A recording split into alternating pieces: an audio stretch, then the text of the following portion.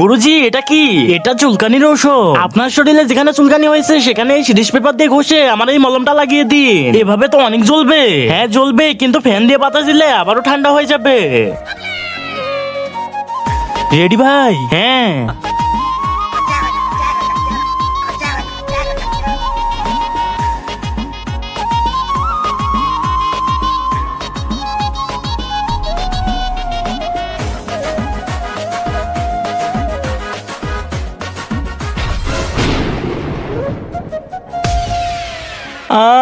ওরে মাম্মি রে, ওরে বাবা রে, ওরে রে কেউ তো বাঁচাও রে, ওরে দাদি রে, ওরে দাদা রে কেউ তো বাঁচাও রে।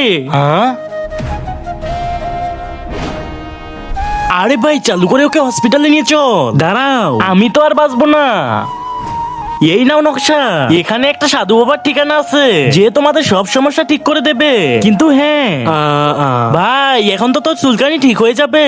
হ্যাঁ ভাই চল যাই। বাবা আমার চুলকানি হয়েছে, ঠিক করে দিন।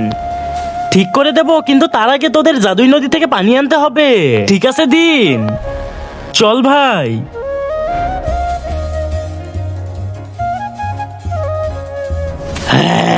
তোরা এখান থেকে পানি নিয়ে যেতে পারবি না। তোরা এখান থেকে পালিয়ে যা, না হলে তোদেরকে খেয়ে ফেলবো। আরে ভাই, পানি না নিয়ে গেলে ওই বুড়ো তো আমার কোনো চিকিৎসাই করবে না। আর আশেপাশে তো কোনো নদীও নেই। ভাই আমার কাছে একটা বুদ্ধি আছে। কি? বোতল দে।